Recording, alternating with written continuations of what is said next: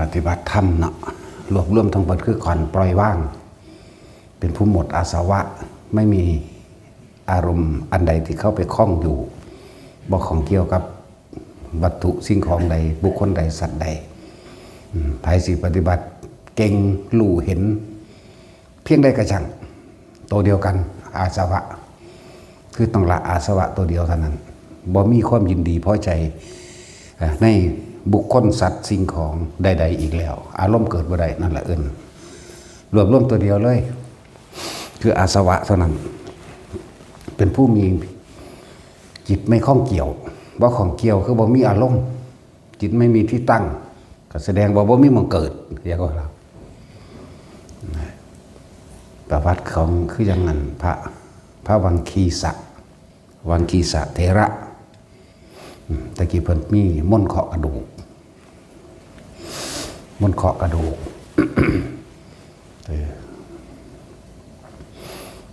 ันเป็นเกิดในตระกูลพราหมณ์แต่ก็เป็นผู้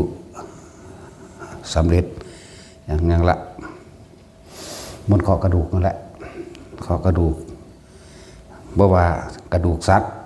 แกะตัวนี้ตายแล้วไปเกิดไหนเคาะป๊อกไปแค่จับเบิ่งป๊อกเบิ่งนี่ก็รู้แล้วสัตว์ตัวนี้ตกนรกแล้วแพะแกะช้างม้าวัวควายกระลูกต่อมาก็เริ่มเคาะหัวกระดูกคนผู้นี้ตายแล้วไปเกิดเป็นเปรตคนผู้นี้ตายแล้วไปเป็นสัตว์นรกคนผู้นี้ตายแล้วเป็นอสุรกายคนผู้นี้เป็นเดรัจฉานมั่งยากนักหนาที่สิหาคนไปเกิดสวรรค์เคาะมาเลยชื่อเสียงกระชอนมาเลยเป็นคนที่มีชื่อเสียงดังมาเรื่อยหาท่าท้ายกับสำนักต่างๆเบิดจนในที่สุดเมื่อนึงกันมายินข่าวว่าพระพุทธเจ้านี่รู้ทุกอย่างแล้วก็สามารถตอบคำถามที่ยากลึกละเอียดเพียงใดก็ช่างพุทธเจ้าตอบได้เบิดแล้วก็เลยอยากไปว่าถึงกระนั้นก็ไม่มีความรู้ดังเช่นเรามันมีความไปยิ้มยอมในตัวเองนั่นแหละจนสุดท้ายแล้วก็เขามาหาพระพุทธเจ้าได้พระพุทธเจ้าก็รู้แล้วว่าเพิ่นนี่มาท้าทายมาจากประลองว่าความรู้พระพุทธเจ้าจะซ้ำเพิ่นบ่ ที่ว่าม่นต์เคาะกระดูกแต่เฮาสิย้อนถามอีกอย่างหนึ่งไผเป็นผู้รับรองให้ว่าเคาะคนผู้นี้ตายเป็นเกิดสัตว์นรกไผเป็นผู้รับรองให้ไผเป็นผู้เอามาให้เบิ่งเนาะนี่คือสามารถเฮ็ดให้ผู้อื่นหูเห็นได้นำได้อยู่บ่แม่นบ่ล่ะที่มีชื่อเสียงโด่งดังมาเรื่อยๆนะเฮาก็เพียงแต่ว่าความคิดเขามันแทรกขึ้นมาในคำถามในคำตอบนั่นซื่อไผเป็นผู้รับรองให้คนคือเสือภาษาบ่เห็นนะไปเคาะผู้นั้นไปตระกูลนั่นคนตระกูลนั่นตายแล้วเอากระดูกมาเคาะเบิ่งป๊อกจับเบิ่งพิจารณาใส่มนสิการมนต์2 มนต์โอ้ผู้นี้ไปตายเป็นเปรตตัวนี่ก็เลยถามเพิ่นว่าไผเป็นผู้รับรองให้ว่าเขาตายเป็นเปรตนะเอาภาพนั้นไม่เขาเบิ่งได้อยู่ว่าคนคือเสือเอานะนี่แหละก็เป็นเหตุอันหนึ่งที่ว่าอย่าเชื่อเพราะได้ยินได้ฟังสืบต่อกันมาเห็นบ่ล่ะเพราะสิ่งที่รู้ที่เห็นที่พวกท่านเชื่อทั้งหลายพวกท่านน่ะจังไม่อาจสามารถพิสูจน์อะไรได้เลยแต่ไปเชื่อเสียแล้วเข้าใจป่ะนี่แหละคำสอนพุทธเจ้าจึงให้ทุกคนน่ะพิสูจน์เอาเองนะจึงบอกแต่ละคนเลยเด้อเฮาบ่ยืนยันเฮาบ่ตัดสินว่าผู้นั้นบรรลุนั่นบรรลุนี่บ่ว่าไปซื่อๆนะพูดถึงว่าวันนี้พอแต่มาเห็นพระพุทธเจ้ากับเกิดการอยากท้าทายกับพระพุทธเจ้านั่นแหละพระพุทธเจ้าก็เริ่มบอกให้ไปนำกระดูกของคนตายมาให้เอามาหากระดูกคนกระดูกที่1ที่2ที่3ที่4แล้วก็กระดูกที่5กระดูกที่1เพิ่นท้าทายพระเจ้าว่าข้าพเจ้าก็ได้ยินคำเรื่องลือของพระศาสดาตถาคตเหมือนกันว่าเป็นผู้สามารถล่วงรู้ได้ทุกสิ่งทุกอย่าง แต่ว่าสิลวงรู้เหมือนดุจดังว่าข้าพเจ้านั้นจะกิ่งหรือไม่นะนั่นแหละจังว่าอันหนึ่งบัดนี้ ก็เลยให้นำหัวกระโหลกมากระดูกที่หนึ่งเอาให้ฟังกีสะให้เคาะจับเบิ้งปุ๊บอ๋อคนนี้ไปเกิดในนรกเคาะผู้ที่สองอ๋อคนนี้ไปเป็นเปรตผู้ที่สามอ๋อคนนี้ไปเป็นเดรัจฉานอ๋อคนนี้ไปเกิดเป็นมนุษย์เป็นเคาะที่สี่เราเป็นบ่ล่ะผู้ที่ห้าเนี่ยเอากระดูกพระอรหันต์มาที่เคาะจังได้มันก็บ่ขึ้นมาให้เคาะจังสันเคาะจังสี่มันก็บ่ขึ้นมาให้คือบ่ฮู้จักว่าหม่องใดไปเกิดไสนิพพานมันว่างมันบ่มีหม่องตั้งเข้าใจว่าล่ะจิตบ่มีหม่องตั้งจิตบ่มีหม่องติดบ่มีอารมณ์เผยของเกี่ยวกับใดจิตบ่คิดบ่นึกบ่ของบ่เกี่ยวแล้วเข้าใจบ่นี่วิญญาณจึงเกิดขึ้นบ่ได้หมายถึงความรู้สึกที่รับรู้พบก็เกิดบ่ได้มาล่ะคนนี้ไปเกิดในริยคติภพคนนี้ไปเกิดในเปรตคนนี้ไปเกิดในอสุรกายคนนี้ไปเกิดในเดรัจฉานคนนี้ไปเกิดเป็นมนุษย์แต่ว่าเคาะพระอรหันต์เฮ็ดจังได๋ก็บ่ได้พระเจ้าก็ถามว่าไงวังกีสะเธอรู้หรือยังว่าคนนี้ไปเกิดที่ไหนแต่วังกีสะก็นั่งอึ้งเหงื่อแตกเบิดปฏิภาณไว้พี่เคยคุยไว้โฆษณาตัวเองไว้มากนะว่าวันนี้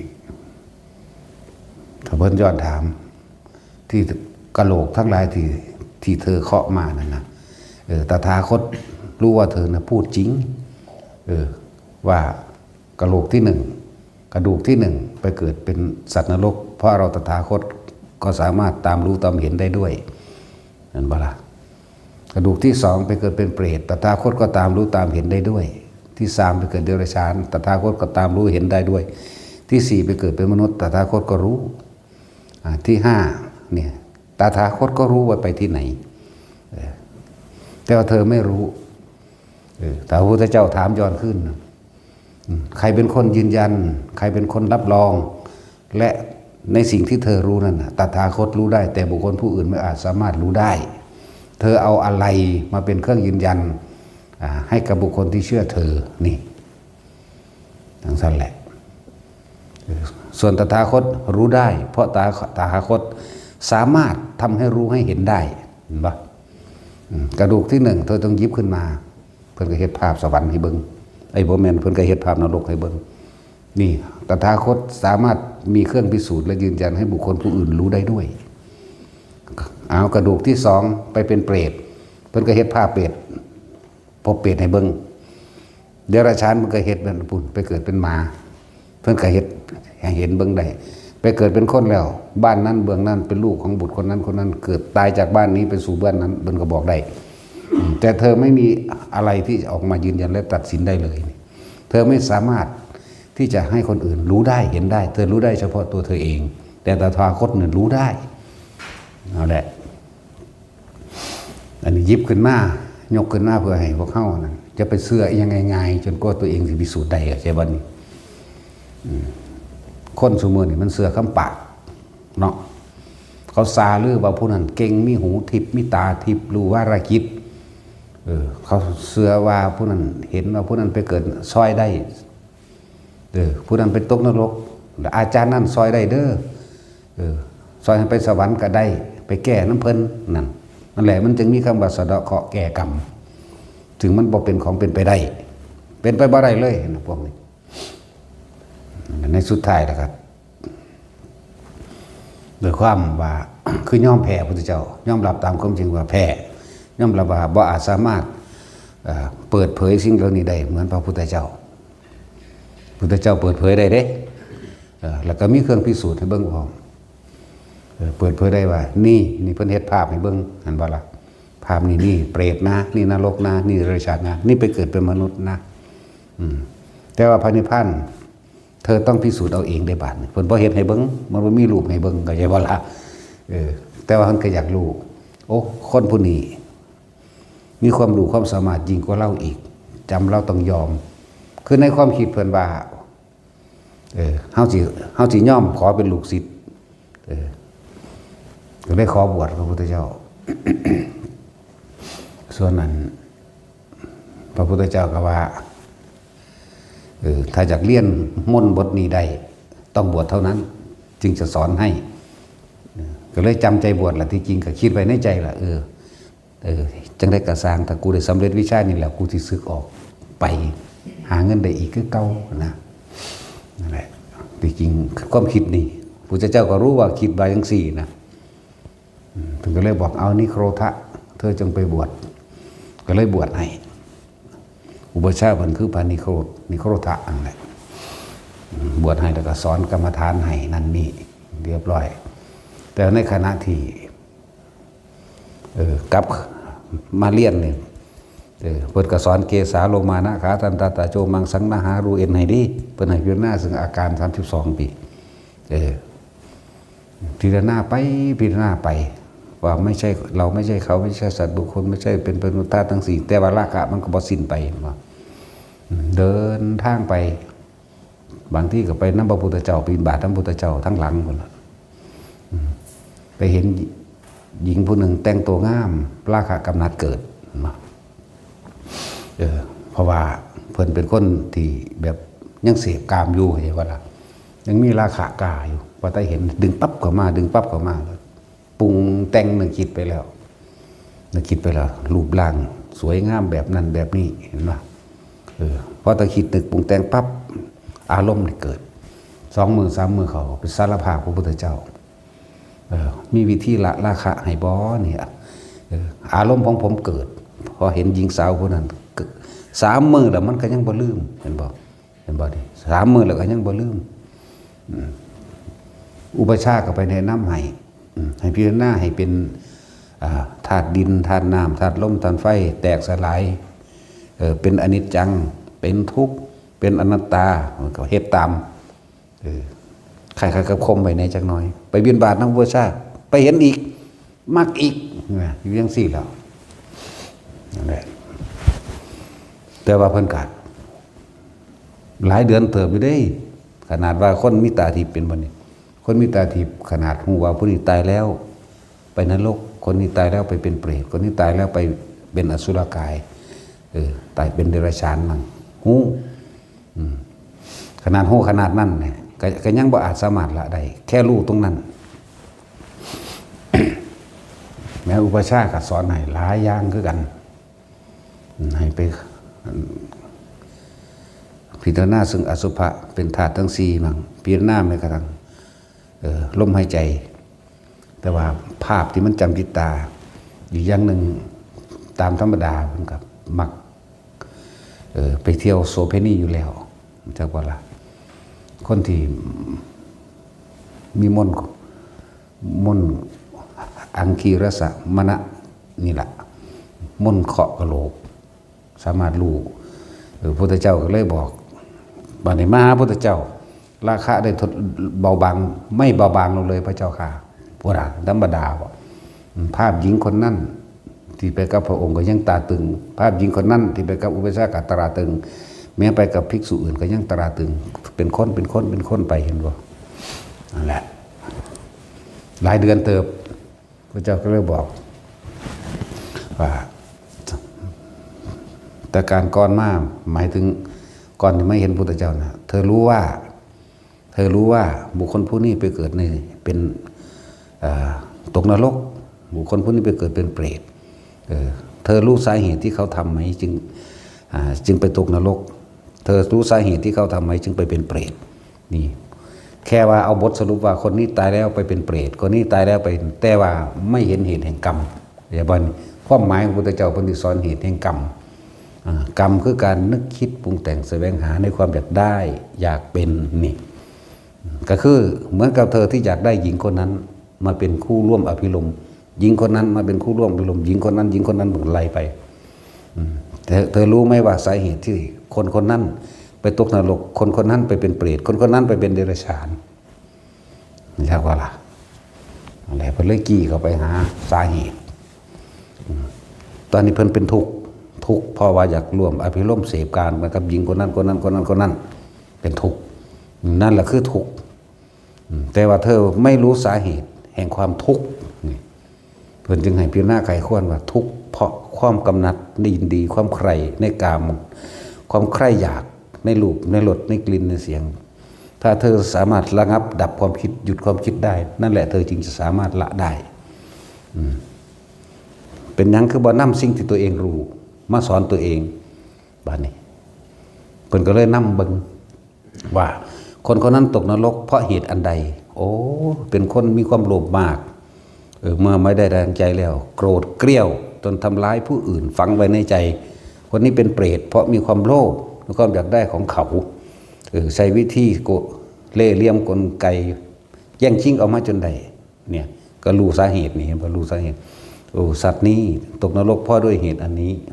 สัตว์นี้เป็นเปรตเพราะเหตุนี้สัตว์นี้เป็นเดรัจฉานเพราะความรุ่มหลงมัวเมาในทรัพย์สมบัติสริงคารของตัวเองแม้เศรษฐีมหาเศรษฐีตายแล้วยังไปเป็นเดรัจฉานมั่งคนนี้ก็เหมือนนี่เป็นเสนาอามาตย์เป็นปุโรหิตเป็นผู้มีทรัพย์มากตายแล้วไปเป็นเปรตบุคคลทั้งหลายเหล่านี้ไปเป็นสัตว์นรกมั่งคนที่เกิดเป็นคนเพราะมีความคิดยังข้องเกี่ยวอยู่นั่นแล้วนี่คือเพิ่นให้เห็นเหตุบัดเพิ่นให้เห็นเหตุ อุปชาพระนิโคตพระนิโครธะนั่นครับพยายามสิอบรมให้เป็นให้ใส่ความรู้อันเก่าจากว่าเลยความรู้อันเก่าที่รู้ที่เห็นรู้อันเก่าสืบหาสาเหตุมันเป็นยังคือไปตกนรกเธอรู้ว่าคนนี้เป็นนรกคนรู้ว่าคนนี้ไปเปรตส่วนมากรู้เวียนอยู่แค่นี้บ่รู้ว่าเวียนไปเทวดาอยู่ไสเพิ่นก็ตั้งแต่เพิ่นรู้ได้มนต์เคาะกะโหลกมานี่สัตว์ทั้งหลายเวียนว่ายแต่เกิดอยู่แค่นี้บ่ฮู้ว่าผู้นี้ไปสวรรค์บ่รู้เห็นบ่นั่นแหละพระพุทธเจ้าจึงบอกว่าคนส่วนมากที่ตกสู่อบายภูมิมากที่สุดดุจดังว่าเขาโคเลยขนโคคนที่ไปสวรรค์นี่เปรียบเสมือนดุจดังว่าเขาโคส่วนคนที่ไปอบายภูมินี่ดุจดังขนโคตั้งแต่ชีวิตของเธอนี่ที่เคาะมาเลยนี่รู้จะแค่บาคติซีนี่หนึ่งสัตว์นรกเปรตเดรัจฉานและมนุษย์เท่านั้นเธอไม่รู้สูงยิ่งกว่านี้อะไรบ้างล่ะเธอยังไม่สลดใจมั่งเลยเหรอที่เธอกำลังคิดอยู่นี่คิดจะเอาผู้นั้นเรียกว่านี่จิตว่านี่จะไปเอากับผู้นั้นทรัพย์สมบัติเราก็มีอยู่นั่นคิดไปนั่นแหละคือสาเหตุแห่งที่เธอกำลังทุกข์เพราะความใคร่อยากในราคะนั่นเป็น4 จุดให้เลยแบบนี้เป็นจังหาวิธีให้ละอาสวะด้วยวิธีหยุดคิดคือการอานาปานสติ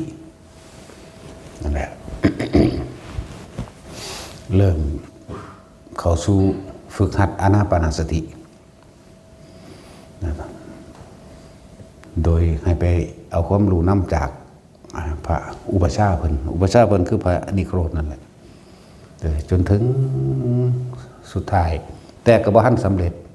ต่อมาระลึกนึกถึงบุญคุณของอุปชาสิคอยประคองเวลามีทุกเรื่องนั้นอุปชาก็คอยปลอบประโลมลงมาเพียงว่าข่มขี่หรือกดเอาไว้ได้ซื่อๆเด้ข่มเอาไว้ได้โดยการพิจารณาอสุภะก็พอมันแล้วมือแล้วเว้นไปก็ข่มเอาไว้ได้พิจารณาให้เป็นธาตุสี่แล้วมือแล้วเว้นข่มเอาไว้ได้ซื่อๆพวกสิ่งเหล่านี้เมื่อออกไปคิดจังใดราคะกำหนัดก็ยังเกิดขึ้นเหมือนเดิมแต่ว่าก็เห็นอุปชาสุดท้ายแล้วอุปชาก็ตายก่อนแต่เพิ่นบ่ทันได้บรรลุพระวังคิสะบ่ทันได้บรรลุอรหันต์เกิดความโศกเศร้าเสียใจห้องไห้อยู่ตลอดเพราะความผูกพันและสำนึกถึงบุญคุณของพระอุปชาเพิ่นนั่นแหละเมื่อเผาศพอุปชาเสร็จสับเรียบร้อยแล้วเขาไปถามพระพุทธเจ้าว่าอุปชาของข้าพระองค์นี่บ่รู้ว่าไปคติใดนั่นเธอเอากระดูกของอุปชาของเธอมาจับดูแล้วเคาะดูแล้ววิชาเก่าๆของเธอก็ยังมีอยู่เธอไม่อาจสามารถที่จะรู้ว่าอุปชาของเธอไปเกิดณที่ใดเห็นปะล่ะคนอื่นน่ะรู้ได้เบิดแต่อุปชาของเธอไม่รู้นั่นแหละคือนิพพานนั่นจะบอกว่านั่นแหละคือนิพพานแต่เธอโอ้เพราะว่าเฮาบ่ถึงนิพพานนี่เองเฮาจึงบ่อาจสามารถรู้ว่านิพพานคือหยังอยู่ไสสภาวะเป็นแบบใดมีปรากฏการณ์เป็นรูปร่างลักษณะแบบใด ส่วนสภาพภาวะของสัตว์นรกรู้ได้เปรตรู้ได้สัตว์เดรัจฉานรู้ได้สุรกายรู้ได้รูปร่างหน้าตาแบบนั้นอธิบายได้และเกิดเป็นคนก็รู้ได้แต่ว่าสภาพของพระนิพพานรู้บ่ได้แม้กระทั่งสวรรค์ตัวเองก็ยังบ่เคยเห็นเพราะคนส่วนมากที่เพิ่นเคาะมาเรื่อยๆส่วนมากลงอบายสูงสุดแค่คนนะแต่ว่าสิไปเห็นว่าไปเกิดสวรรค์ยากเพิ่นจึงยั้งความสลดใจพุทธเจ้าก็เลยสอนตรง ตอนนี้เธอเป็นทุกข์เพราะอะไรเป็นทุกข์เพราะคิดถึงอุปชาอุปชามีบุญคุณเหลือเกินอุปชาว่าถ้าเกิดเรื่องใดขึ้นพระอุปชาเนี่ยค่อยปลอบประโลมให้พวกข้าพระองค์อยู่มาได้ถึง3 เดือน 4 เดือนนะก็ถ้าเกิดนั่นขึ้นเมื่อไหร่ที่เธอคิดนึกตึกตรองอาการความผูกพันรูปร่างลักษณะท่าทางที่อุปชาของเธอคอยปลอบประโลมเธอคำพูดลักษณะท่าทางอุปชาเธออ่อนน้อมถ่อมตนเป็นผู้มีความน่าเคารพนับถือเกิดขึ้นในจิตของเธอมั่งในตาของเธอมั่งเสียงของอุปชาที่คอยปลอบประโลมเธอมั่งเมื่อเธอคิดนึกตึกตรองความทุกข์จึงได้เกิดขึ้นความเศร้าโศกจึงได้เกิดขึ้นกับเธอภาพก็ยังมีอยู่เสียงก็ยังมีอยู่กิริยาท่าทางอ่อนน้อมของอุปชาก็ยังมีอยู่นั่นแหละเธอเป็นทุกข์เพราะความคิดนึกตึกตรองนี่เองที่ทำให้เธอเป็นทุกข์เงินบ่หลักนั่นแหละเพิ่นก็น้อมจิตไปน้อมจิตไปโดยความเคารพในอุปชาโดยความเคารพระลึกถึงคุณของพระพุทธเจ้ามั่งอุปชามั่งพุทธธรรมสงฆ์เราได้บาดพุทธหมายถึงพุทธเจ้ากำลังแสดงอยู่พระสงฆ์หมายถึงอุปชาคอยปลอบประโลมเวลาตกทุกข์ได้ยากหาวิธีมาเฮ็ดให้อยู่ได้แต่ละเที่ยวแต่ละมือเวลาราคามันเกิดแห้งๆกันมาปลอบประโลมอยู่ได้จัง3 เดือน 4 เดือนมาเรื่อยๆจนสุดท้ายแล้วครับมาไขข้อคือหน้าตามความเป็นจริงพุทธสงฆ์บัณฑิตผิด1ธรรมคือพระเจ้าพุทธเจ้าแสดงความจริงธรรมคือกำลังคิดนึกปรุงแต่งกำลังคิดนึกกำลังปรุงกำลังแต่งลึกซึ้งในอุปชาปลอบประโลมเวลาอุปชาปลอบประโลมเธอจงใคร่ครวญอย่างนี้บางทีเธอจึงใช้ครวญอย่างนี้เธอจงทำอย่างนี้เธอจึงย่างก้าวอย่างนี้เธอจึงเดินอย่างนี้เธอจึงนั่งอย่างนี้คู่แขนคู่ขาเข้าอย่างนี้ก็ให้ไปนำคือพวกเข้านั่นแหละถ้าพวกได้คิดถึงสิ่งใดรูปภาพเสียงและความรู้สึกต่างๆก็จะเกิดขึ้นเห็นปะนั่นแหละเพิ่นจึงเข้าถึงถ้ำตัวนี้บ่เนี่ยจิตใจเพิ่นก็อ่อนลงพอเพิ่นคอยตามเสียงคอยตามเสียงเทศนาของพระพุทธเจ้าเพิ่นได้ให้นึกถึงปัจจุบันได้บัดนี่สำคัญเด้บางทีเธอจึงเป็นผู้มีความระลึกรู้อยู่หายใจเข้ายาวก็รู้ว่ายาวหายใจออกยาวก็รู้ว่ายาวเป็นผู้มีสติรู้อยู่คือเพิ่นเตือนให้เกิดสติเป็นนั่นคือว่าหายใจเข้ายาวหายใจความจริงอาจจะเป็นการกระแทกล่มเพื่อให้เกิดสตินึกในปัจจุบันเข้าใจบ่ให้รู้สึกโตในปัจจุบันนั่นคือตำราแต่ตัวจริงบางที่มันคือเฮามึงเป็นยังคือคิดสูดลมเขาลึกๆแห้งๆมันทางออกสูดเข้าทางออกสูดเข้าเพื่อให้มีสติรู้สึกตัวในปัจจุบันขณะนั่นแหละ หายใจเข้ายาวก็รู้ว่ายาวก็เฮ็ดน้ำเลยเข้ายาวออกยาวก็ยาวแล้วก็เริ่มผ่อนลงมาเริ่มกลายเป็นปกติเพราะว่ายังเฮาเอาความคิดนี่จากว่าละรูปออกแล้วคือบ่คิดถึงอุปชาแล้วนี่เพิ่นบ่คิดถึงอุปชาเพิ่นแล้วแต่ว่าเพิ่นคิดถึงลมหายใจทำความรู้สึกอยู่กับลมหายใจเข้าและออกเลยเป็นลมปกติความคิดถูกลืมไปเบิดแล้วชั่วขณะเดียวกับบรรลุอรหันต์แต่เมื่อบรรลุอรหันต์แล้วพุทธเจ้าก็รู้ว่าบรรลุได้เพิ่นก็ถามบางคิสะนี่พระนิพพานเป็นเช่นไรตอบบ่ได้เห็นว่าล่ะมันบ่มีหยังเรียกว่าล่ะจังซั่นตัวนั่นแหละวังพาวังคิสะกับบรรลุอรหันต์มันตอบบ่ได้มันเป็นสภาพว่างจากความมีอัตตาตัวตนว่างอย่างยิ่งแต่ว่ารู้อยู่ซื่อๆนี่แหละรู้ว่าว่างไม่ใช่ว่าล่ะมันจะไปวาดภาพอะไรเด้มันเป็นเมืองเนี่ยเห็นบ่ล่ะมันบ่ได้เป็นเมืองเด้ว่าง จากสิ่งที่มีอยู่รู้อยู่เห็นอยู่ แต่สิไปวาดสิ่งที่ว่างจากตัวเองตัวนี้มันบ่มีความวาดใดเลยหาแหละพวกเขายังไปล่านเขาอยู่กับลมเนียนแน่หนึ่งเป็นหนึ่งเดียวกันนั่นแหละพวกเจ้าวาดตัวนั้นมาฟังเบิ่งเด้อใส่จากหูจักวาดได้อยู่บ่ทุกคนมันมีสภาพหรือปรากฏการณ์ตัวนั้นเกิดขึ้นแก่ตัวเองแล้วแหละแต่ว่ามันขาดความต่อเนื่องซื่อๆเด้ถ้าต่อเนื่องได้จนถึงขั้นว่าเป็นอานาปานสัญญาเห็นร่างกายนี้หายใจจากว่าละแต่ว่าเหมือนกับไม่ได้หายใจแต่เห็นอยู่ถ้าสิกำหนดให้เป็นจุดเลยกับกำหนดใดอย่างนี้นะคือเขาตั้งใจสิกำหนดเขานี่จังชัดเจนจากว่าแต่ว่าสำหรับผู้เพิ่นเป็นไปแล้วนั้นเพิ่นไม่ได้กำหนดอย่างเด้ปฏิบัติเหมือนไม่แต่ปฏิบัติแต่รู้อยู่เห็นกายหายใจผู้รู้อยู่จังหนึ่งกายอยู่จังหนึ่งความคิดอยู่จังหนึ่งเป็นสามแบบอันแบบที่สามเรามีดอกผู้รู้คือตัวนั้นแหละตัวว่างแต่ว่ารู้อยู่ซื่อๆนี่แม่มันเห็นจากคนเห็นลมหายใจเนี่ยเห็นหายใจเห็นร่างกายหายใจบ่แม่นเห็นบัดล่างดอกก็รู้ว่ามีลมอยู่ในกายนี่แหละจากบัดนี้มีความรู้สึกอยู่รู้สึกอยู่ว่าหายใจนี่แม่เข้าใจบัดนี้รู้สึกอยู่ว่าหายใจมีลมหายใจอยู่สิว่าแผ่วสิว่าเบาสิว่าบางก็บอกว่าถือว่าเป็นมัชฌิมาเป็นกลางๆจากว่าเห็นว่าตัวเองหายใจคือรับรู้ในความรู้สึกอยู่ว่าหายใจความคิดกับอย่างหนึ่งหายใจกับอย่างหนึ่งแต่ว่าผู้รู้ว่ามีโตว่ามีตนเลยนั่นแหละแค่ว่าไปวาดมาเบิ่งดูตัวตนอันนั้นนะแล้วเมื่อเพิ่นถึงเองแล้วเพิ่นก็ยังบ่อาจสามารถอธิบายได้เลยเป็นยังไงพระนิพพานเป็นสภาพยังไงเนี่ยมันบ่ได้ขึ้นนรกเด้นรกยังว่าเศร้ายุ่งเศร้าใหญ่อยู่ในไฟอยู่ในแล้วแต่ละหลุมพุ่นล่ะเปรตก็ยังหูอยู่ว่าเป็นแบบใดตอนนี้เขากำลังกัดซากกัดกินกัน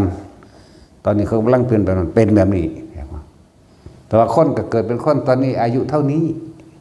รูปร่างหน้าตาแบบนี้ก็ว่าได้เป็นบ่ล่ะเป็นเดรัจฉานก็หูเป็นหมาเด้อนี่ผู้ใดก็เข้าใจปรับโลดดอกมันเคยเห็นคือกันเนาะแต่ว่าเป็นนิพพานได้เป็นทางใดบัดนี้บ่มีแนวสิเทียบนะว่างปราศจากสิ่งที่มีหมดความยึดมั่นถือมั่นเมื่อจิตไม่คิดไม่นึกในความอยากได้กับอยากเป็นอารมณ์มันขาดอารมณ์เกิดขึ้นไม่ได้วิญญาณดับบ่มีที่ตั้งเรียกว่านี่คือบ่ไปตั้งกับวัตถุนั้นเห็นอยู่วัตถุนั้นแต่ว่าหูอยู่ว่ามันใส่ประโยชน์แบบนี้แต่ว่าในความรู้สึกมันบ่เกิดเรียกว่าเดินว่าดับวิญญาณบ่มีความรู้สึกในความพอใจเลยบ่พอใจเดี๋ยวเป็นสังขารุปเปขาไปเลยเด้แม่นคิดกับต้นไม้นั่นว่าจะเอาไปเฮ็ดนั่นเฮ็ดนั่นเฮ็ดนั่นมันก็บ่มีอารมณ์ในความอยากได้อยากเป็นเด้เข้าใจบ่นี่โอ้อธิบาย แต่ศูนย์ได้เวลานี่ซ้ำนี้มันกับพากันเฮ็ดบ่ได้นี่แม่เนาะเฮาเห็นคนผู้นั้นงามเฮาก็รู้อยู่เด้เฮาก็ฮู้อยู่ว่างามว่าเป็นแบบนั้นแบบนี้แต่ว่าอารมณ์มันเกิดบ่เกิดเพราะเห็นความคิดมันคิดไปมันรู้ว่าความคิดนี่คิดไปผู้รู้ก็รู้อยู่นี่แหละเห็นความคิดว่าคิดไปแต่ก็เห็นตัวเองหายใจไปพร้อมความคิดไปคิดกับผู้นั้นคิดไปจากบ้านนี้แต่ว่ามีอารมณ์ในความอยากได้เลยอยากเป็นเลื่อนว่าจิตไม่มีที่ตั้งบ่เอาความรู้สึกไปหันจิตกับผู้รู้กับจิตอันเดียวกันบัดนี้บ่เอาความรู้สึกไปหันไปไว้กับที่มันคิด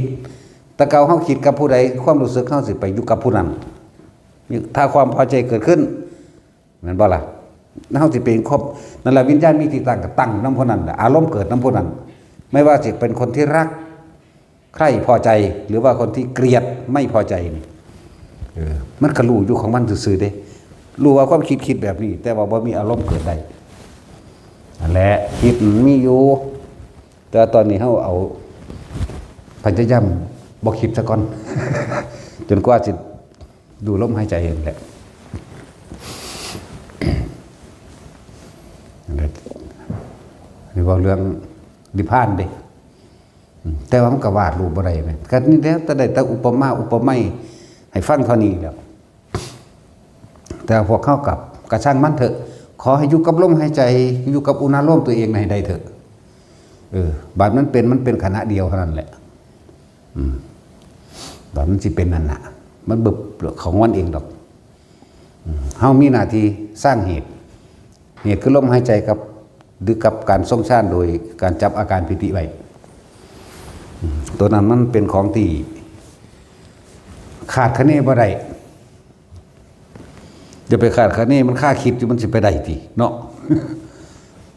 ขาดคะเนกับสรุปผลออกบ่ได้มันมีหน้าที่อยู่กับลมมั่งอยู่กับอุณหภูมิมั่งความรู้สึกในกายเฮาเองแค่นี้แหละแต่ละมือแต่ละเว้นก็ได้ผู้จับจุดอุณหภูมิกับลมได้เพียงแค่ธรรมชาติหนึ่งอันนี้ก็ดีแต่ว่าก็ต้องเริ่มต้นจากนี่เด้ผู้ใดบ่มีขั้นต้นมันเป็นไปบ่ได้สิไปเอาขั้นยอดมีทางบางคนก็อยู่กับความรู้สึกตัวในกายหลดอยู่ความรู้สึกตัวจะกลางหน้าผากมั่งกลางหัวมั่งทำกลางระหว่างอกมั่งแต่หลวงพ่อต้องการความแน่นอนความมั่นใจคาดคะเนเอาโดยประมาณว่านี่อย่ามาเว้าอะไรบ้างล่ะต้องมั่นใจแนบเรียนจนถึงคุยหรือเว้าถึงลักษณะอาการการเคลื่อนที่ของความรู้สึกได้เลยรู้ลมได้รู้นี่อุณหภูมิได้รู้ขึ้นหัวได้รู้ลงหน้าอกได้คือให้แม่นยำให้แน่นอนบ่ให้ประมาณนี่บ่ให้ประมาณเลยเด้นี่ที่ว่าจึงบอกว่าลมหายใจกับอุณหภูมิที่มันเกิดขึ้นมาแล้วทำให้บ่อยทำให้มากทำให้ชินบ่อยมากชินเมื่อมันชินของมันเองนั่นแม่นบ่ถึงลมต่อไปนั่นมันคือตัดขึ้นมาสู่อุณหภูมิเองเลยในฌาน2ปิติสุขเอกตาเป็นผู้มีความสงบอยู่จิตมันก็เป็นสุขเลยเป็นอารมณ์สงบโดยเอาอาการปิตินะมาเป็นเครื่องยืนยันเดิมชั้นที่2คือปีติเกิดสุขเอกตา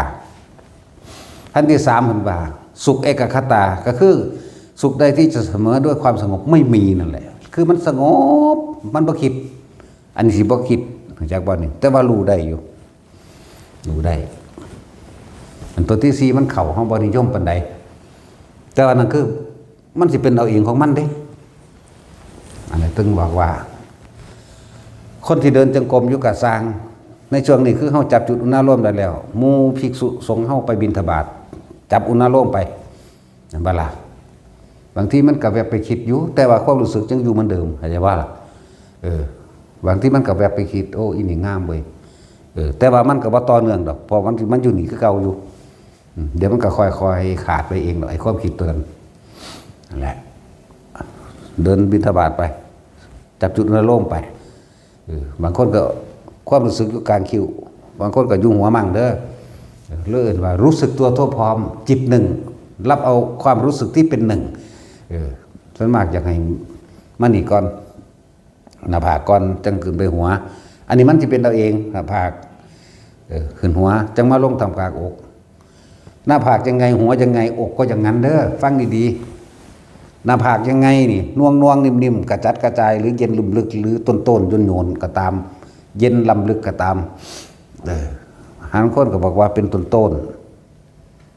บางคนก็บอกเป็นน่วงบางคนก็บอกเป็นนิ่มๆมันก็ถ้าหน้าผากเป็นใดหัวก็เป็นนั้นหน้าอกก็เป็นอย่างนั้นหรือว่าความรู้สึกตัวต้องเป็นความรู้สึกเดียวนั่นแหละรู้ยุ่งสั้นเรียกว่ารู้สึกตัวพร้อมหรือจิตหนึ่งอยู่ในอารมณ์ที่เป็นหนึ่งก็ว่าเป็นอุเบกขาได้นี่จังเป็นได้อุเบกขาต้องอารมณ์ต้องบ่ไปหาผู้อื่นแม้ความคิดจะคิดกระชังคือห้องปฐมไปสุดนี่ครับว่าอารมณ์จะบ่เกิดกับคนที่เขาเห็นสิ่งที่เขาเห็นหูที่เขาได้ยินนั่นแหละแต่ความรู้สึกตัวไม่อยู่แม้นถึงขั้นว่าห้ำเพ่งหึมเพ่งไปน้ำเขากระสร้างแต่ความรู้สึกตัวยังอยู่เหมือนเดิมเลยนั่นเป็นแค่สัญญาสื่อๆเด้จากบ้านนี่มันเป็นของมันเองอย่างสั้นอะไรถึงขั้นนั้น ฟังดีๆจับใจความเรานั่งไปน้อมใส่ตัวเองบ้านนี้น้อมเข้ามาใส่ความรู้สึกตัวเองให้มันได้นะ ขาดแค่นี้เอาบ่ได้สิ่งเหล่านี้เราต้องให้ทุกคนแบบจะผ่านขั้นตอนสร้างก็สร้างมันแต่ว่ามันมั่นคงอยากว่าอันพวกอยากได้เร็วๆล่ะหังบ่ได้หยังคักมีวิธีลัดบ่เขาว่ามีผูกคอตายเนาะตัดสินผูกคอตายเจ้าก็กั้นหายใจไว้จะคิดถึงหยังที่จากหลัก ความคิดมันไปปรุงแต่งไว้แล้วมันจังได้สิไปได้เหมือนเวลาคนละแบบกันตอนนี้เฮาเอาความมั่นคงไปช้าๆแต่ว่ามั่นคงบ่ได้ข้ามขั้นตอนเว้าถึงความรู้สึกออกมาเป็นรายละเอียดได้แบบบ่แม่นการคาดคะเนหรือโดยประมาณแต่ว่า18จังซี่ประมาณ20เขาสิว่าหรือ22 23เขาว่าประมาณ20เหมือนเดิมแม่นบ่นี่ค่าโดยประมาณเฮาบ่เอาโดยประมาณเฮาเอาเป๊ะเฮาเอาเป๊ะสืบทอดนิสัยหลวงตาเด้เวลานี้เวลาเท่าไหร่ตา32นาทีก็ว่า32นาที1ชั่วโมงกับ32นาทีเด้ถ้าโดยประมาณว่าชั่วโมงหนึ่งบ่ได้เปี้ยงขึ้นใส่ทันทีเด้สืบนิสัยแบบนี้ฟังเบิ่งเนาะโอ้บ่ให้มีค่าโดยประมาณเลยหลวงตานี่เมื่อกี้เพิ่นถึงว่าเอาเดินทางเนี่ยไปอำนาจเจริญใช้เวลาเท่าไหร่มาฮอดแล้วเพิ่นถามเด้จากอุดรมานี่แต่ว่า2ชั่วโมง45นาทีนี่เด้แต่ว่าโดยประมาณ3ชั่วโมงนี่แหละเปี้ยงใส่เลยมันเลอะขึ้นกากกีกใส่เลยบ่ธรรมดานี่เฮาจื้อเอาคือหยังแต่ว่าเวลาเท่านี้ต้องเป๊ะถ้าได้วินาทีนำหังคักอยากบ่ ยิ้มถ้าได้วินาทีนำแต่ว่า3ชั่วโมง45นาทีกับอีก7วินาทีครับจังซี่ยิ้มเลยอยากบ่นี่อีพ่อใหญ่บัวบ่เป็นธรรมดาเด้นั่นแล้วไปสืบนิสัยเอาอยู่หั่นล่ะแต่ว่าอันจำนั้นกันซื่อสังเกตเอาขนาดนั้นเนาะแต่ว่า3ชั่วโมงกับ40นาทีครับนี่ตอนนี้กับ7วินาทีนี่ยิ้มเลยนั่นคือคำตอบอย่างว่าล่ะเพิ่นบ่เอาได้อันประมาณว่าจังสิบ่มีทางเปี้ยงใส่เลยว่านี่อะไรต้องจับจุดเพิ่นสอนด้วยกันผู้ใดบ่รู้ว่าเพิ่นสอนกับบ่รู้แหละแต่ที่ประมาณเรามีทางเด้อนั่นต้นเฮาไปว่างเกิบเพิ่นไปนี่เนาะแต่ว่าแม่นห้อยเก่าก็ว่าใส่อีกเด้อใครขึ้นรถได้เอิ้นมารถได้โคตรพ่อโคตรแม่มึงได้บาทนี่เอาแล้วบาทนี่เกิบนี่ต้องวางไว้บังเก่าคัก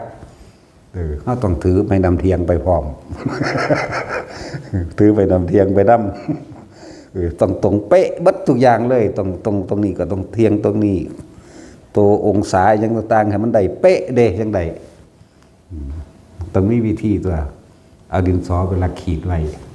ทั้งปลายมันอยู่นี่ทั้งก้นมันอยู่นี่ทั้งข้างมันอยู่นี่ข้างซ้ายอยู่นี่ข้างขวาเป็นแบบนี้มันจังใส่เด้แต่ว่าซั่นน่ะนำหารถไม่ขอรอค่านี่แหละนี่สัมโพมือนี่ไวไปหัวตะเปี้ยงเอาเลยเด้อนั่นเด็กถ่ายรูปไว้อยู่ นั่นแหละความทรงจำใช่ล่ะนั่นแหละเบิ่งเอามือคัดหลังกันแล้วก็เอาไม้ค่านี้นึงรักไปยะเขาโกกหูเลยเด้เขาต้องเข้าใจได้อันนั้นมันเข้าดาซื่อๆเด้เนาะของเพิ่นน่ะมันแม่นตะดาธรรมดาเด้ดาไล่หนีตีพร้อมธรรมดาบ่จะไม่เหยียบวัดกูอีกคุณโอ้ยบ่ธรรมดาเด้อยู่คือเก่าขนาดนั้น จังว่าให้ทุกคนให้แม่นยำในตนเองดิขั้นตอนแต่ละขั้นตอนถอดออกมาได้เลยถอดออกจากความรู้สึกของเจ้าของออกมาได้เลยขั้นตอนล้มแบบนี้เป็นแบบนี้ล้มเย็นแบบนี้นั่นแหละได้พลาดก็เรียกว่าซ่าแต่มันคง อันซ่านั่นละเร็วอยากว่าอันอยากได้เร็วๆนั่นละซ่าอยากว่าเฮ็ดไปเรื่อยตัวเฮาสร้างเหตุมันลมหายใจนี่ได้แล้วถ้าลมบ่มีแล้วแต่ว่าอุณโลมได้แล้วนี่ต้องจับคำเว้านี่บ่คำหลักสูตรให้ดีเด้เห็นบ่ล่ะคือบ่ต้องสงสัยโอ้ยชำนาญแล้วมันบ่สงสัยหรอกแต่ส่วนมากมันบ่ชำนาญมันเลยสงสัยนี่ก็ผู้รู้ล้มแล้วก็ไปฝึกเอาเด้พวกฝึกใหม่ๆเด้อจะไปลัดขั้นตอนมันเด้ยืนกับรู้ลมกับหายใจกับอุณหภูมิเกิดขึ้นได้เดินกับรู้ลมหายใจกับอุณหภูมิเกิดได้นั่งท่าไหนก็ช่างอุณหภูมิเกิดขึ้นได้ทั้งหลับตาและลืมตานอนกับรู้ลมหายใจกับอุณหภูมิเกิดขึ้นได้ยืนเดินนั่งนอนบ่ขาดเคลื่อนเกิดความเคยชินได้ชำนาญจนว่าต่อไปนั้นยืนกับเฉพาะอุณหภูมิเกิดขึ้นได้หรือมันจะเคลื่อนขึ้นบนหัวเลยกระจังนี่เป็นชาติสองเดี๋ยวจับเอาดีๆบัดยืนก็ได้เดินไปก็เกิดขึ้นหน้าผากมั่งหัวมั่งก็ได้หรือทำกลางระหว่างอกก็ได้แต่ว่าให้เป็นความรู้สึกเดียวความรู้สึกเกิดในระหว่างคิ้วระหว่างกลางหน้าผากอย่างไรบนหัวอย่างไรหน้าอกก็ต้องอย่างนั้นไม่ว่าจะยืนเดินนั่งนอนจนคล่องจักบ่ล่ะความคิดเขาบ่ออกเลยหัวจักบ่แต่ว่าเขาจออยู่นี่อยู่ในกายเวทนาจิตเวทนากายอยู่ในส่วนเดียวกันนั่นแหละรถแห่งธรรมเขาก็สิรู้นั่นเองนะกายเวทนาจิตธรรมหัวจักบ่อยู่นี่แหละนั่นสิหัวจักดอก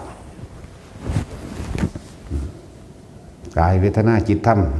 มันก็สติปัฏฐานสี่ชัดๆนี่หัวจักบ่ล่ะอันที่เว้าอยู่เดินนี่นะยืนเดินนั่งนอนก็รู้ได้แม้นชั้นที่3ก็เหมือนกันยืนเดินนั่งนอนก็จนคล่องโล่งโว่งโล่งเบาพวกนี้เบามีแต่ความสงบจนแต่มันมีความคิดขึ้นมาคือว่างเว้งแท้ปุ่นเด้เป็นวิโวหวาเวิร์กวากเลยผมจะว่า ตัวที่3แต่นี่หมายถึงว่า1คล่องแล้ว2เป็นเอง3เป็นเอง4เป็นเองเข้าใจบ่นี่คือให้เป็นเราเองผู้ใดเป็นผู้รู้มันนั่งรู้นั่นแหละผู้รู้มันก็มีนั่นรู้จากจิตมันรู้จากที่มันเป็นเองอันนั้นแหละรู้เข้าไปบ่แม่นรู้ด้วยการคิดแต่ว่ารู้ด้วยการที่มันเป็นเองนะนั่นแหละงั้นเฮาสิฟังทำอยู่ก็ต้องจับอุณหภูมิตัวใดตัวหนึ่งไว้เข้าใจบ่นี่นั่นแหละเป็นจังซั่นก็เรียกว่าเอาความแม่นยำบ่ขาดเคลื่อนนะเฮ็ดไปเถอะโดยเฉพาะหมู่สุทรงสามเณรเฮาบ่ได้ไปห่วงการอาชีพการงานอีหยังแล้วเฮาตัดมาแล้วเอาเต็มที่นะส่วนอันมูลเมซี่ก็คือกันกระตัดออกมาแล้วก็เอาเต็มที่ในคือว่ามาบวชเดือนนึงก็ช่างก็เต็มที่ในเดือนนึงนะครับว่าใน2 เดือนใน3 เดือนใน4 เดือนใน5 เดือนยังก็แล้วก็เต็มที่ในนั้นแหละเพราะเขาว่าได้ไปห่วงการอยู่การกินแล้วเขาว่าได้ไปหากินเขาว่าได้ไปหาสอนหัวครัวหอยทั้งใดแล้วล่ะเนาะเฮ็ดเอาเต็มที่บ่ได้ต่างกันเด้คำว่าบวชนี่ถ้าเฮาสมัครโดยใจแล้วเข้าใจว่าล่ะสุดมันซื่อๆได้นี่นั่นแหละบ่มีเพศอีกต่างหากเด้อารมณ์เดียวกันการกระทำเดียวกันเด้นี่เห็นบ่ซั่นลมหายใจเดียวกันอารมณ์เดียวกันความรู้สึกเดียวกันหลักสูตรเดียวกันส่วนผู้ยังห่วงเงินห่วงงานเป็นหนี้เป็นสินหรือนั่นนี่อยู่ก็สร้างเฮ็ดมั่งบ่เฮ็ดมั่งนะอย่าพึ่งมาถามบ่ยอดมันคือเพิ่นเด้อย่าถึงเฮ็ดไปเรื่อยๆนั่นแหละเฮ็ดจังได๋พวกเจ้าก็ตัดว่าทันใดดอกแม้พวกเจ้าสิเว้ามีความรู้มากมายปานใดก็ช่างถ้ายังว่างบ่ได้ก็แค่นั้นแหละเก็บไว้ก่อนอย่าพึ่งมาเว้าจะพึ่งมาอวดรู้ถ้าอวดรู้แล้วมันสิมีมานะทิฏฐิมันเคยเว้าแบบนี้แล้วปัจจุบันนี้มันสิถือคำเว้ามันสิติดนั่นแหละคือติดคือไปบ่เป็นคือบ่ถิ่มเองคำว่าติดว่าเจ้าของรู้ติดว่ากูเป็นอาจารย์แล้วว่าจะเบิ่น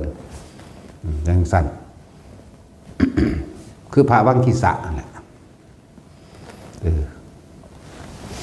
ติดว่าเจะคล้าของดูเห็นว่ามันก็เลย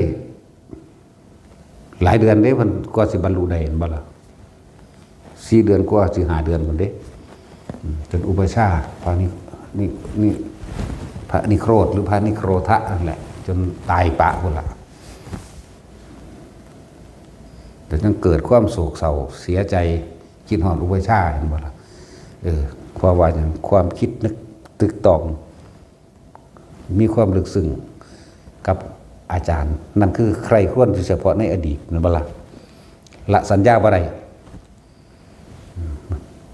เขามาหาพระพุทธเจ้าขณะยุตต่อหน้าพระพุทธเจ้าความคิดยังไปอยู่ในอดีตพุทธมาบอกพระพุทธเจ้าหาวิธีว่าให้เหตุจังใดมึงผู้ขาจังสิคลายความเศร้าโศกได้แต่ว่าความคิดยังอยู่นำอุปชาตอนมีชีวิตเข้าใจบ่นี่ทั้งอุปชาเผาแล้วเนี่ยเอาถือตะกระดูกไว้อยู่นี่นั่นแล้วจุดต่อหน้าพระพุทธเจ้าแท้ๆกันบ่ฟังเพิ่นมีแต่เว้าเพ้อไปแต่ของเองนะนั่นแหละเพิ่นจึงบอกให้สูดลมหายใจเข้าลึกๆเพื่อสิเรียกสติขึ้นมาให้มันอยู่ปัจจุบันเด้นี่ตะกี้มันอยู่อดีตนั่นบ่นี่มาบอกกับพระพุทธเจ้าพระเจ้าข้าเขาเจ้ามีความเศร้าโศกเขาเจ้ามี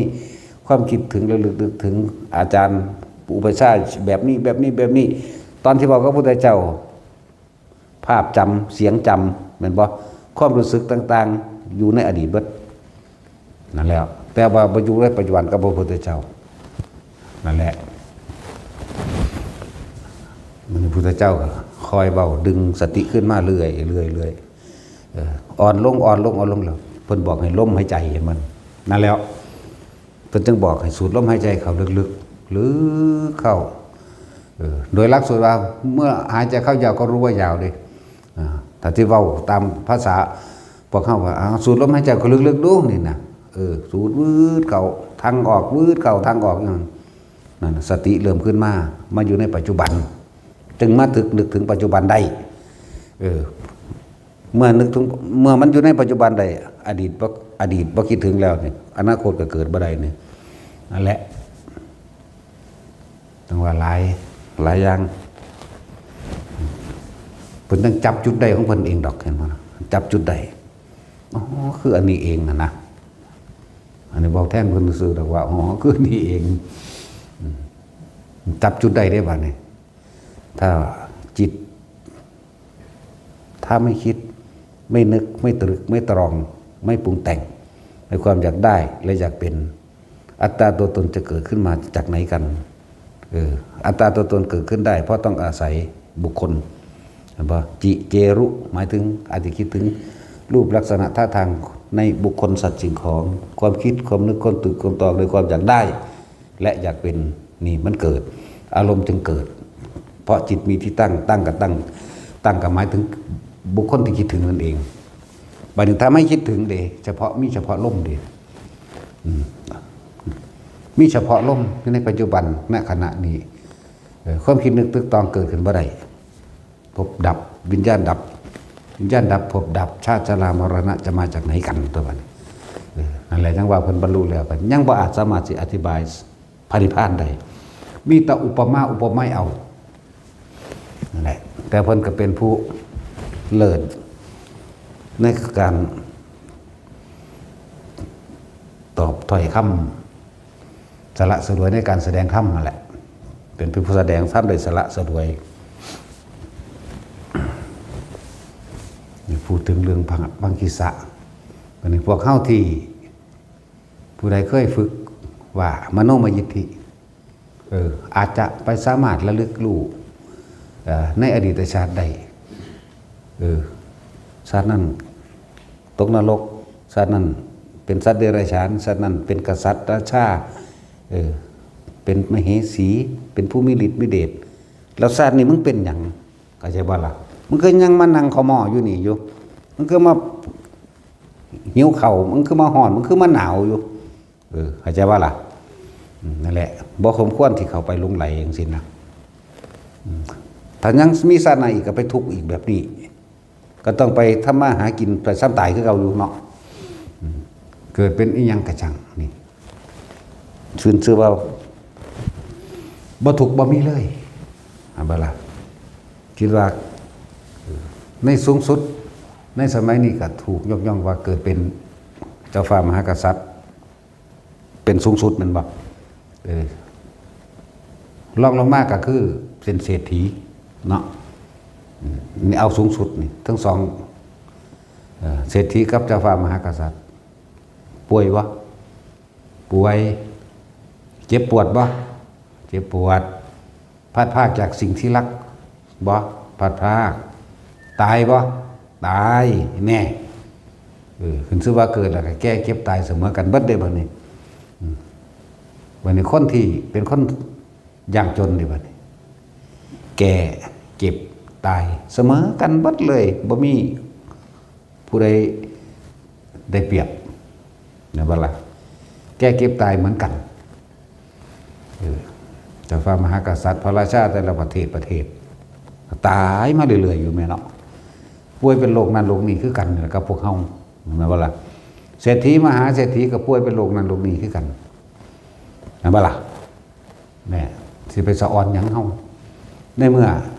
ลมหายใจเฮาก็มีคือกันอยู่แม่บ่มีลมหายใจมันตายเด้เนาะลมหายใจมีเสมออยู่ขาดแต่สติเท่านั้นเด้บาดนี่เห็นบ่ล่ะขาดแต่ความนึกถึงลมหายใจอันนี้ขึ้นอยู่กับความเพียรความอดทนความพยายามของไผของมันอันนี้ส่วนธรรมะที่พระพุทธเจ้าแสดงว่างไว้แล้วเพิ่นก็ว่างไว้เสมอกันเพิ่นก็บ่ได้ลำเอียงให้ผู้นั้นหลายกว่าให้ผู้นี้น้อยเด้เสมอกันเบิดนั่นแหละจังว่า เจ้าสิปฏิบัติเจ้าสิฮู้เห็นหยังมากมายเพียงใดก็ช่างเถอะถ้าเจ้ายังมีอารมณ์พอใจและไม่พอใจนี่ไปเกิดทุกข์คือเก่าบ่ต้องเงึดบ่ต้องสะออนจักว่าล่ะผู้นั้นเห็นนั่นผู้นี้เห็นนี่ผู้นี้เป็นนั่นผู้นั้นเป็นนี่แบบนั้นแบบนี้เว้าเก่งปานใดก็ช่างในการไปเห็นมีความสามารถมากมายเป็นใดก็สร้างหูทิพตาทิพแม้กระทั่งฮ้อเฮินเดินอากาศก็ช่างเถอะก็ฮ้อเฮินเดินอากาศไปแก่ไปเก็บไปตายเหมือนกันนั่นแหละเห็นบ่ล่ะท่านตัว จังว่าเฮาจึงให้หยุดความทะเยอทะยานอยากและความอยากใดและอยากเป็นแม้แต่อรหันต์ก็บ่เป็นนี่จังว่าล่ะขอให้มีสติระลึกรู้ทำความรู้สึกในลมหายใจเข้าออกของเฮานี่1แล้วก็รู้อยู่กับอุณหภูมิอยู่ในความรู้สึกในกายของเฮานี่เฮ็ดอยู่แค่นี้แหละเฮ็ดไปจนตายพุ่นล่ะแม่นบ่เฮ็ดก็ตายอยู่มั้ยเนาะนั่นแหละรวยก็จะไปเงือดก็รวยไปตายนั่นแหละดีบ่ดีแผนแค่ความคิดของเฮาว่าเขารวยซื่อเด้ตั้งแต่นี่เป็นเท่าไหร่พันล้านเนาะเห็นขี่รถคันงามๆแต่งตัวดีๆมันนอนหลับบ่ล่ะมันมาเอาตีนใกล้หน้าผากพุ่นบ่มันกุ่มใจเรื่องใส่หนีเนาะนั่นแหละฮะจึงบ่งึดก็เลยมาสรุปคำว่าภาษาหากินซ้ำตายพวกเขาบ่มีหยังเลยหังดีเด้เขาจังบ่เสียดายเนาะอันเขาบ่ได้มีสมบัติอีหยังเลยเพราะไปคิดถึงคิดฮอดบ่มีแนวเสียดายเด้นอนเด้อบังได้ก็ได้นั่งอยู่บังได้ก็ได้ไปก็บ่ต้องมีคนมารักษาเฮาดอกแม่นบ่ซั่นของเขาเจ้าบ่ได้พวกอันประธานาธิบดีบ่นายกบ่ต้องมีคนแลนหุ่มบ่เป็นอิสระเนาะเป็นตาเลี้ยงโตนเขาได้มายุ่มมายางไปเนาะเฮาเลี้ยงโตนเขาซ้ำเด้ประธานาธิบดีเป็น100 200คุณอันอลาขาอุ้ยกูสิไปเหี่ยวใส่ก็บ่ได้ ต้องไปบังเอาอันนี้เฮาโว้ยบ่ได้สนใจแล้วนางปั๊บลงกับเหี่ยวใส่กับเหี่ยวแมงเลยได้มึงผู้ใดเห็นเนาะ อันนั้นบ่ได้สิไปยืนเหี่ยวก็ได้อยู่หั่นฝุ่นอลาขาเต็มอยู่อยากอายคนเนาะสิไปกินอีหยังกับฝุ่นบลึมบลำไปละก่อนล่ะมันก็บ่รำคาญบ่เนาะ พอเข้าไปสบายเนาะแต่จุยเขาสิว่าเฮ็ดอีหยังได้แต่ละแต่ละอย่างห้าปวดเหี่ยวรุนแรงเด็กกูจะยืนใช้นี่ได้เฮ็ดจังได๋ซั่นมันอยากอายเขาเนาะคือ คือตัดสินสบายเด้เบิ่งไปกูปวดเยี่ยวกูเหี่ยวแมงใส่กกใหม่รถ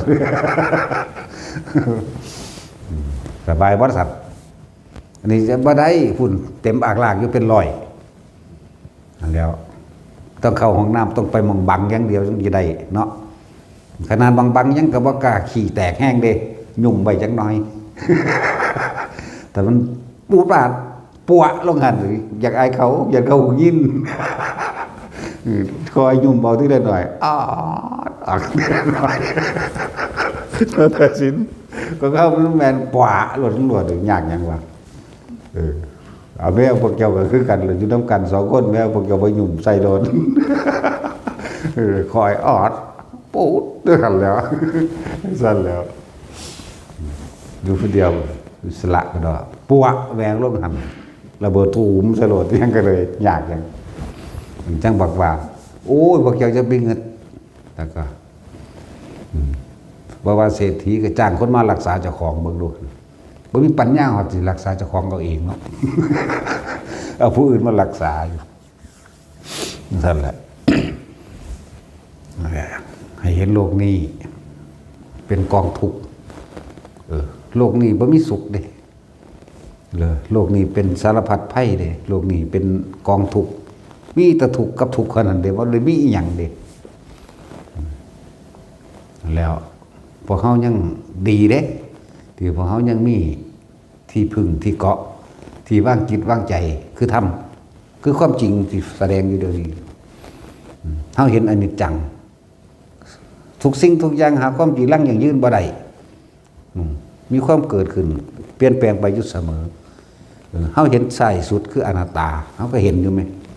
เห็นว่ามันเอาบ่แม่นตาเห็นหูได้ยินเด้เอาใจรู้จักว่าล่ะเอาความเข้าใจเอาความว่างใจเอาความยอมรับอย่างบ่เขาบ่ได้ยอมรับเด้เขาบ่ได้ยอมรับ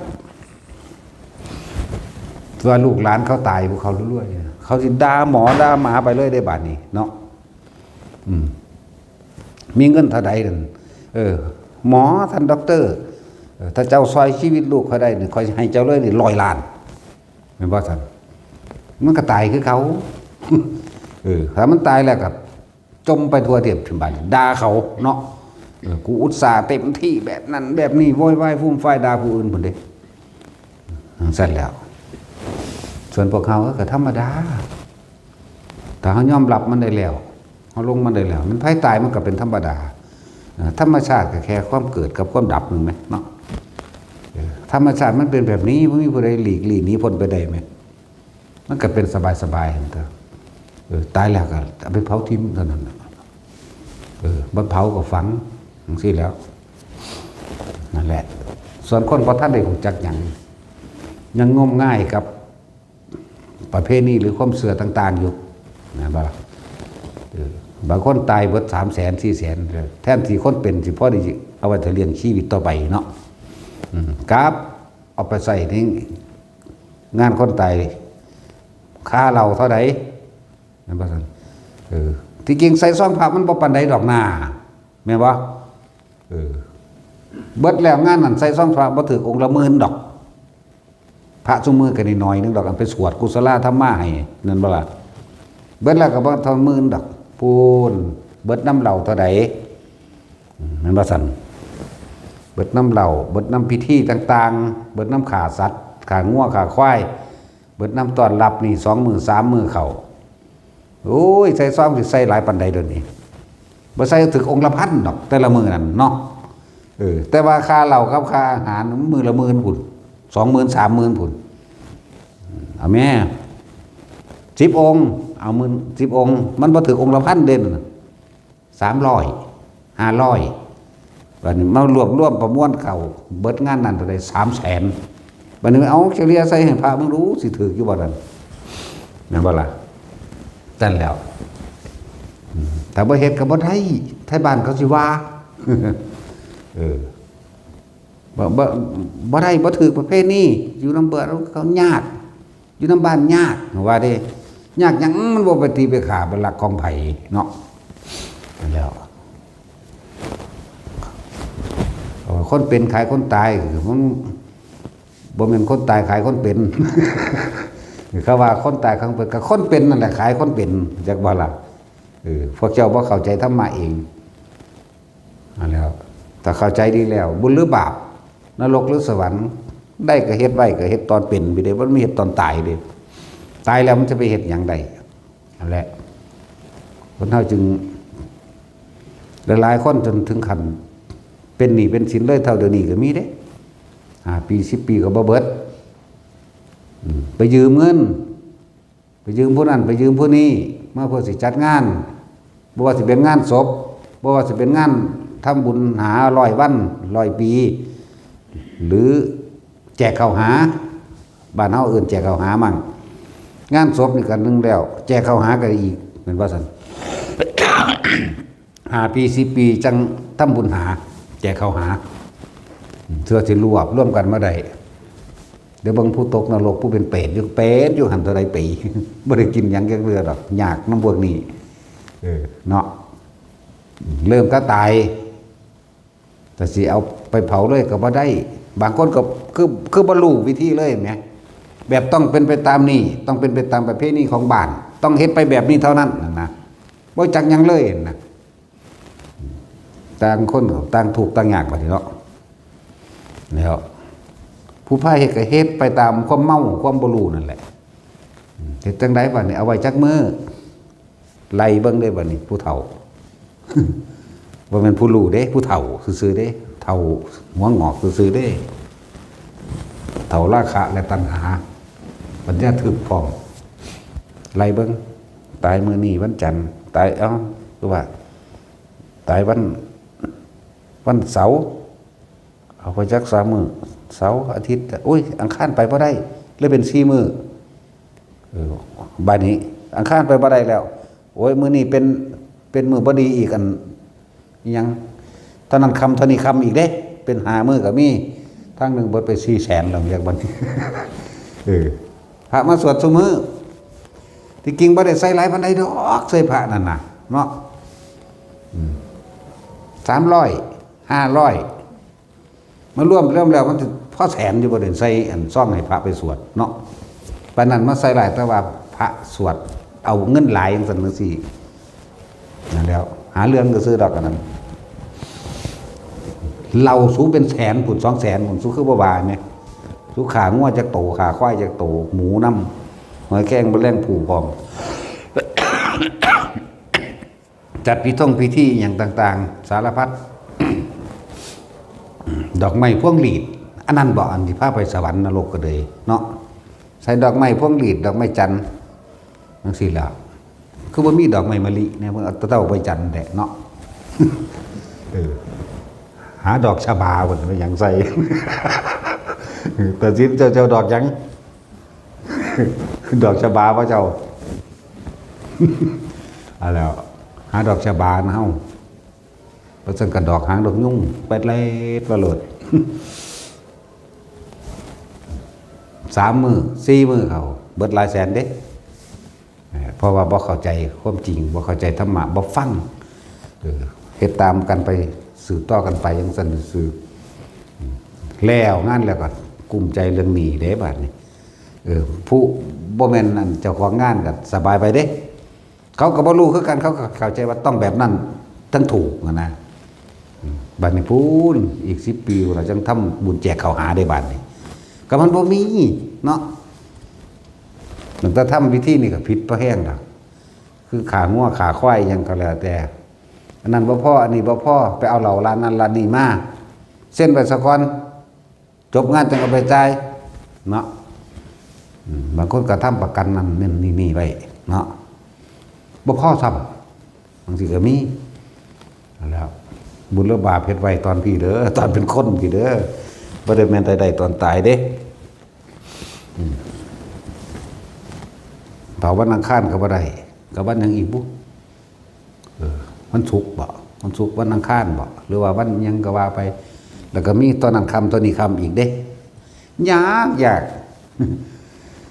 แล้วของเฮาบ่ได้สนใจแนวมื้อนี้แล้วตายยามใดก็เผาแมงโดดได้บ่สะอ่อนเด้มื้อใดก็เผาใหม่คือเก่าตัวเนาะนั่นแหละบัดนี้ก็จัดผ้าขาวน้อยๆยังเขาเอิ้นหยังทางนี้เอิ้นหยังผ้าหยังบ่ ผ้าหงายผ้าขวมบ่ผ้าขวมผ้าหงายบ่ตั้งไว้น้ำโล่งตั้งไว้ซ่านเรามั่งหรือบางใดบางหนึ่งนั่นแหละแล้วก็เคาะลงปุ๊บพระมาแล้วนะรับสินเด้อว่าเด้บางเงื่อนก็เล่นแบบจุดธูปเฝ้าเทียนอีกบ่ให้เทียนดับแต่เทียนดับสิบ่เห็นทางไปสวรรค์ว่าซั่นโอ้ยมันไปนรกตั้งที่แรกพุ่น มันจะสวรรค์หนีแมงบ่เดียวนั้นนั่นแหละแต่ละมือแต่ละเว้นนั่นมันเคยคิดพุทโธธัมโมสังโฆเคยไหว้พระมันเคยคิดสิสละให้ทานรักษาศีลภาวนาอยู่บ่เด้อจังสิว่าไปสวรรค์เนาะแล้วถึงบอกว่า ถ้าผู้ใดฟังธรรมถ้าผู้ใดคิดได้ถ้าผู้ใดกล้าที่สิแหวกหมู่ออกมาเอามาเผาอยู่นี้หลวงพ่อสิเผาให้ดอกติดต่อมาตอนนี้ศพอยู่โรงพยาบาล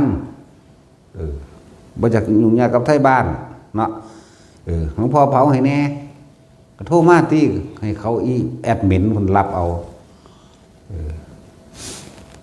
เตรียมทานใส่เรียบร้อยแล้วเอาศพมาเลยแล้วก็บอกก็มาฮอดเขาก็ขึ้นตั้งไปทั้งทานเลยเด้ปิดฝากกับจูดสูตอนนั้นได้บาดนี้พระกระเพิ่นก็ไปหุ่มซับลาบให้อยู่ดอก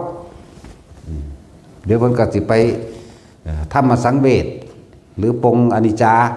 เห็นบ่สั่งบัดสิอนิจจาวัตสังขาราปตะวัตธรรมินุปชิตวโลสันติสังโฆสมุสุโคมั่งหรือว่าอาจารังวัจังกโยอาชิสเตสุโตเปตวินจโนดาทั้งบกลิงกำลังมั่ง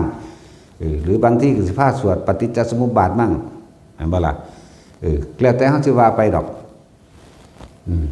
นั่นแหละเฮาก็ยืนว่าอยู่หั่นแหละนั่นแหละจังซั่นล่ะ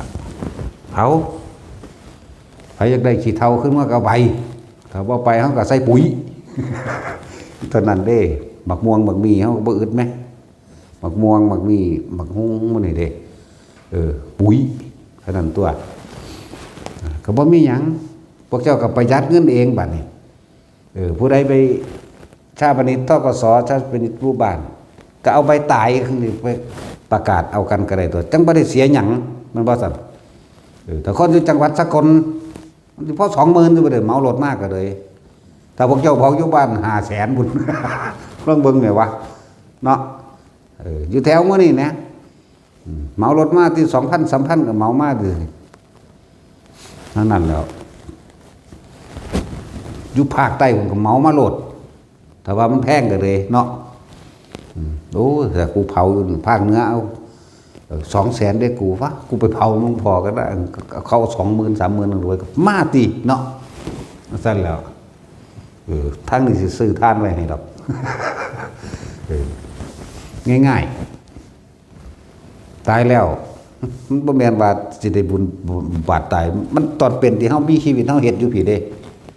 นั่นล่ะถ้าได้เปรียบเทียบที่พระอัญญาโกณทัญญะไผไปเผาเพิ่นเดี๋ยวนี้เพิ่นเป็นพระอรหันต์เพิ่นได้ล่ะแต่ก็ตามธรรมตามผู้ตามปาที่เฮาไปหูไปเห็นว่านี่เฮาก็รู้ได้เห็นกระดูกเป็นพระธาตุจังซี่เฮาเห็นเฮาก็ทำวัดบูชาคุณพระรัตนตรัยทำสงฆ์เรียบร้อยเฮาก็ยัดไว้แล้วก็เฮ็ดเอาแค่เอามือกอบๆใส่แล้วกราบแล้วก็หนีเท่านั้นได้ล่ะเป็นพระธาตุน้ำถ้ำน้ำผาน้ำแต่ละอันแต่ละหม่องเฮาก็เห็นอยู่ไผไปเผาเพิ่นซั่นจังซั่นแล้วคือเป็นอรหันต์พุ่นเนาะเดี๋ยวก็ถามว่ารู้ได้ว่าได้อรหันต์กูรู้ก็แล้วกันสู้จากพิสูจน์สู้กับว่าเห็นคือกูติเนาะนั่นแล้วเฮาบ่ได้มีอันแบบพระพุทธเจ้าดอกพุทธเจ้าเนี่ยเพิ่นใส่พุทธาธิษฐานได้เลยเด้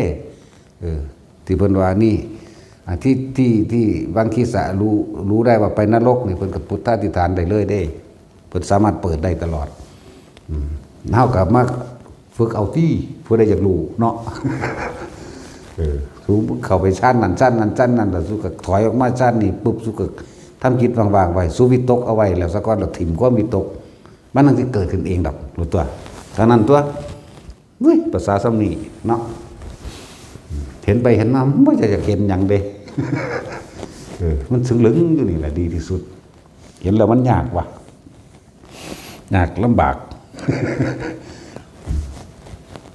เรื่องงานเผาศพผู้ใดอยากประหยัดก็มาพี่ตัวเนาะถ้าผู้มีอยู่ก็แล้วแต่สั้นแล้วแต่เจ้าจัดเจ้าจักวานเงินวานทองไปน้ำถนนพ้นทางเขาตอกเขาแตกก็เฮ็ดไปมันว่าซั่นนั่นแหละว่าแต่มีเหล่า